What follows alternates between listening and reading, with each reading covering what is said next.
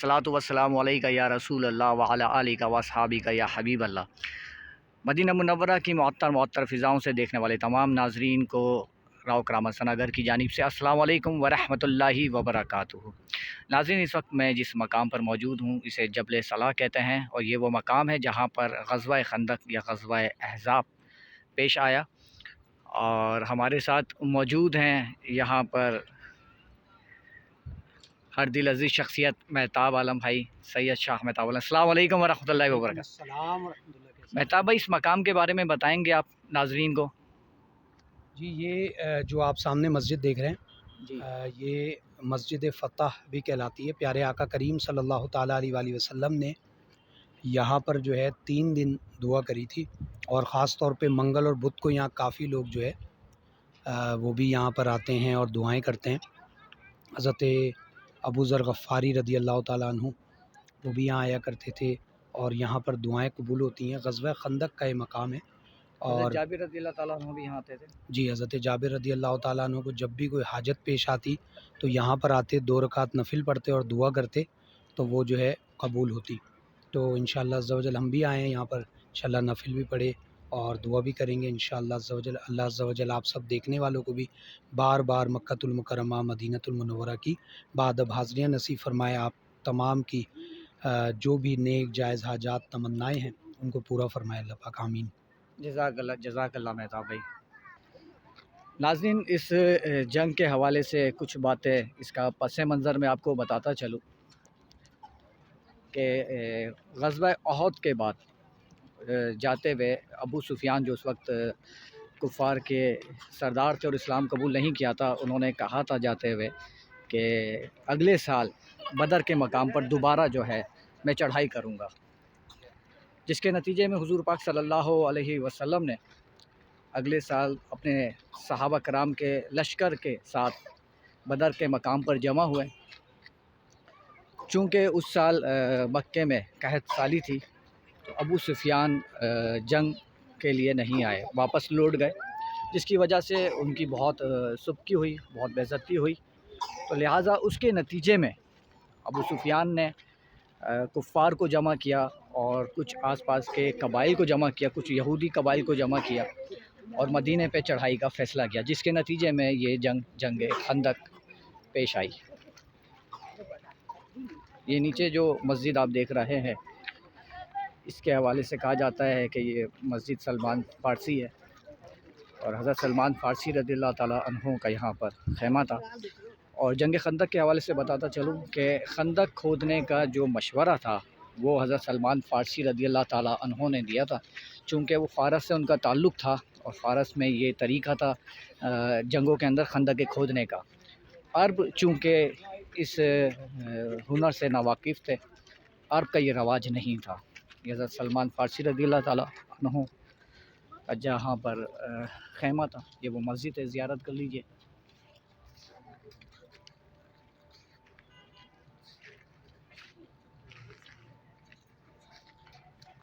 आगे दूसरी मसाजिद की जानिब लेकर चलते हैं। अच्छा मेहताब भाई, अब कौन सी मस्जिद की जानिब हम जा रहे हैं? अब इंशाअल्लाह हम मस्जिद उमर की ज़ियारत करवाएंगे और मस्जिद अली की भी ज़ियारत होगी, मस्जिद फ़ातिमतुज़ ज़हरा की भी ज़ियारत होगी। सुभान अल्लाह। तो नाज़रीन, चलते हैं मस्जिद उमर फ़ारूक रज़ियल्लाहु ताला अन्हु की जानिब। तो मैं जंग के हवाले से आपको बता रहा था, तो चूँकि अहद पे शहर से बाहर जाकर लड़ने का मुसलमानों का तजर्बा, अज़ान हो रही है, अज़ान के बाद इंशाअल्लाह। नाज़रीन, ये जो फुटपाथ आप देख रहे हैं इसके बारे में मेहताब भाई कुछ बताना चाह रहे हैं। मेहताब भाई, आप बताइए नाज़रीन को। ये जो सामने आप देख रहे हैं यहाँ पर एक कदीम मस्जिद थी। ये अगर आप थोड़ा सा जूम भी कर लें इसको तो नज़र आएगा। देखिए ये कदीम मस्जिद थी, मस्जिद अबू बकर सिद्दीक़ रज़ी अल्लाह ताला अन्हु यहीं पर थी और यहीं पर उनका ख़ैमा था। देखा नाज़रीन के ये कुछ आसार अभी भी बाकी हैं यहाँ पर। ये हज़रत अबू बकर सिद्दीक़ रज़ियल्लाहु ताला अन्हु का ख़ैमा था। अब हम चलते हैं हज़रत उमर फ़ारूक रज़ियल्लाहु ताला अन्हु की मस्जिद, जिनके नाम से मस्जिद बनी, जहाँ पर उनका ख़ैमा था। नाज़रीन, हम जो जिस मस्जिद की जानिब पहुँच चुके हैं, ये हज़रत उमर फ़ारूक रज़ियल्लाहु ताला अन्हु का इस मकाम पर ख़ैमा था। ज़ियारत कर लीजिए।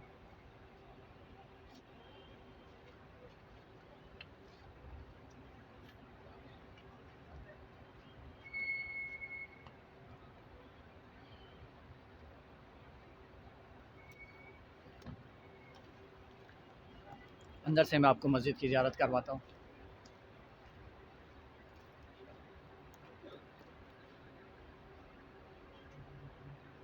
غزوہ خندق جہاں پر پیش آیا، اس مقام پر، غزوہ خندق کے مقام پر، یہاں پر حضرت عمر فاروق رضی اللہ تعالی عنہ کا خیمہ تھا۔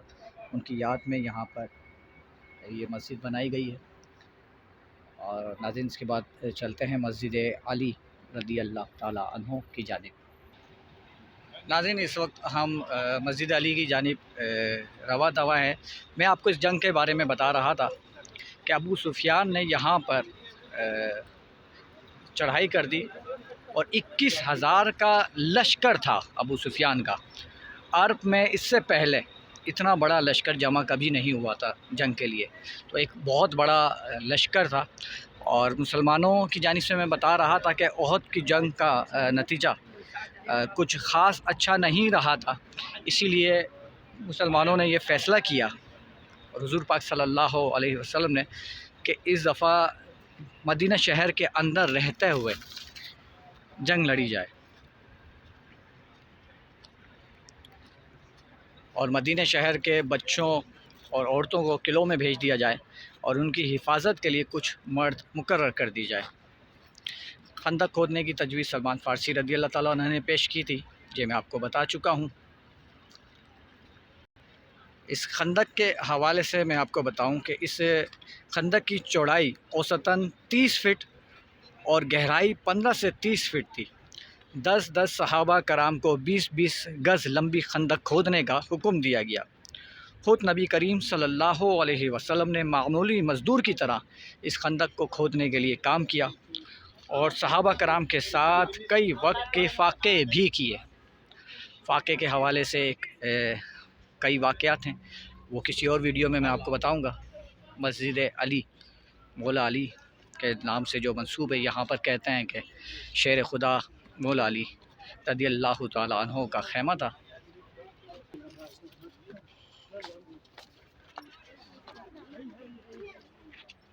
یہ سامنے جو آپ دیکھ رہے ہیں یہ مسجد علی ہے۔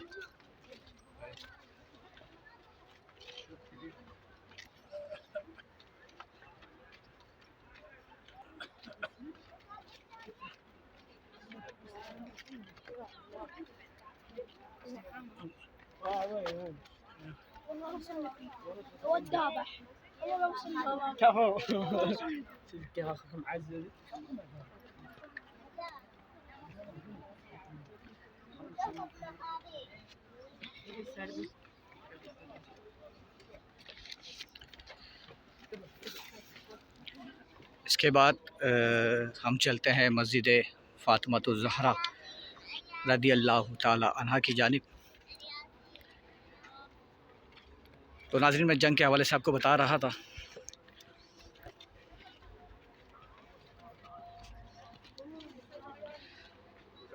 خندق کھودنے کا کام 3 ہفتوں میں مکمل ہوا اور سرکار صلی اللہ علیہ وسلم 3000 صحابہ کرام کے ساتھ جبل صلع پر مقیم ہو گئے۔ کفار کی آمد 27 شوال کو ہوئی۔ جب دونوں لشکر اپنے اپنے مورچوں پر جم گئے تو ایک دوسرے پر تیر برسانے شروع کر دیے۔ کئی دن تک یہ سلسلہ جاری رہا۔ آخر ایک دن جب کفار مسلمانوں کی جانب بڑھے تو خندق دیکھ کر حیران رہ گئے، کیونکہ عرب خندق کے فن سے ناواقف تھے۔ ایک جگہ وہاں پر چوڑائی کچھ کم تھی خندق کی، تو ایک کافر جس کا نام عمرہ بن عبدو تھا، تو اس نے خندق جیسے ہی پار کی تو شیر خدا مولا علی رضی اللہ تعالی عنہ نے اس کو موت کی نیند سلا دیا، جس کے بعد کوئی بھی خندق پار کرنے کی ہمت نہ کر سکا۔ مسجد فاطمہ کی جانب ہم چل رہے ہیں۔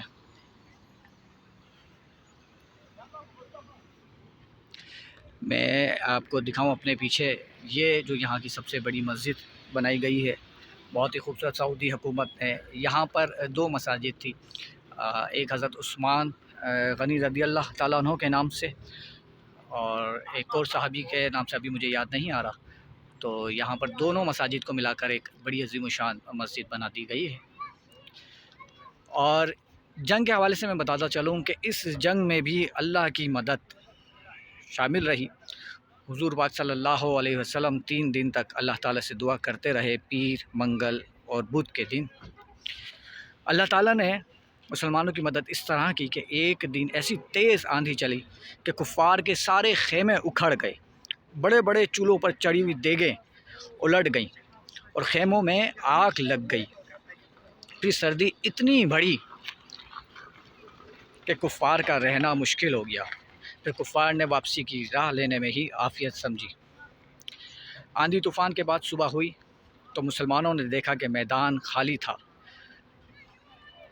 یہ مسجد فاطمہ رضی اللہ تعالی عنہا